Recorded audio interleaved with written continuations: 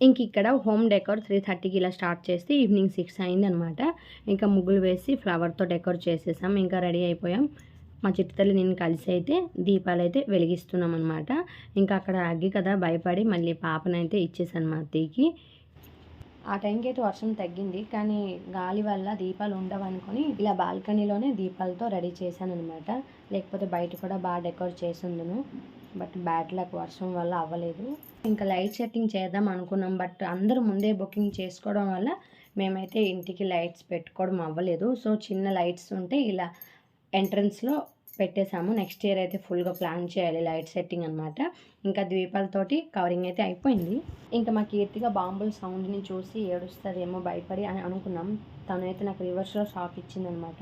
చిన్న చిన్న బాంబులైతే తనకు నచ్చలేదు. పెద్ద పెద్ద సౌండ్ వచ్చే బాంబులనే తను చూసి అయితే ఎంజాయ్ చేసింది. ఇంకా కాకర పువ్వులనైతే అడుగుతుందనమాట పట్టుకుంటాననుకోని. భలే ఎంజాయ్ చేసింది. తనని చూసి నేను ఫుల్ షాక్ అయిపోయాను. ఎంత సౌండ్ వచ్చినా కొంచెం కూడా భయపడలేదు. సో ఈ దివాళీ అయితే మేము ఇలా జరుపుకున్నామనమాట. కానీ మా అమ్మ, నాన్న, మా తమ్ముడు, చెల్లితో జరుపుకున్న దివాళీ మాత్రం నేను మిస్ అయిపోయాను.